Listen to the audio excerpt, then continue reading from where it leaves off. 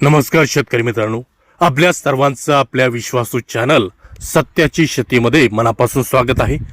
मित्रांनो, सध्या प्रत्येक कापूस उत्पादक शेतकऱ्याच्या मनात एकच प्रश्न आहे, कापसाचे भाव वाढणार का की अजून खाली जाणार. आजचा हा व्हिडिओ तुम्हाला बाजारातील खरी परिस्थिती समजून देणार आहे. मित्रांनो, यंदा अनेक भागात कापसाचे उत्पादन अपेक्षेपेक्षा कमी झाले आहे. काही ठिकाणी पावसाचा ताण, काही ठिकाणी गुलाबी बोंडाळी आणि थ्रिप्सचा प्रादुर्भाव यामुळे उत्पादन घटले आहे. उत्पादन कमी म्हणजे बाजारात माल कमी, आणि बाजारात माल कमी म्हणजे भाव वाढण्याची शक्यता निर्माण होते. पण भाव का वाढत नाही? अनेक शेतकरी विचारतात, उत्पादन कमी आहे तरीही भाव का वाढत नाहीत. याची 3 मुख्य कारणं आहेत. आंतरराष्ट्रीय बाजार. भारताचा कापूस हा जागतिक बाजाराशी जोडलेला आहे. चीन, अमेरिका, ब्राझील येथे उत्पादन जास्त असेल तर भारतात भाव दबावात राहतात. मिल्सची खरेदी कमी. सूत गिरण्या आणि टेक्सटाईल मिल्स कमी खरेदी करत आहेत. जितकी मागणी कमी तितका भाव हा स्थिर. शेतकऱ्यांची एकदम विक्री. अनेक शेतकरी कर्ज आणि पैशाच्या गरजेमुळे एकदम बाजारात कापूस आणतात.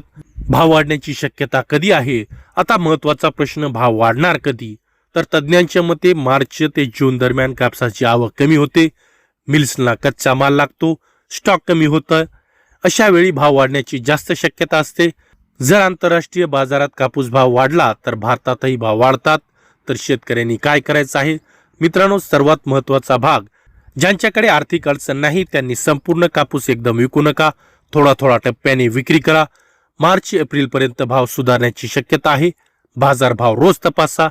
शेतकरी मित्रांनो, कापसाचे भाव हे नेहमी मागणी आणि पुरवठ्यावर चालतात. घाईत विक्री केली तर नुकसान आणि योग्य वेळी विक्री केली तर फायदा. म्हणूनच बाजार समजून घ्या, संयम ठेवा आणि हुशारीने विक्री करा. जर तुम्ही कापूस उत्पादक असाल तर कमेंटमध्ये नक्की सांगा, तुमच्या भागात सध्या कापसाला काय भाव आहे. व्हिडिओ आवडला असेल तर लाईक करा, शेअर करा आणि आपल्या सत्याची शेती या चॅनलला सबस्क्राईब करायला विसरू नका. धन्यवाद.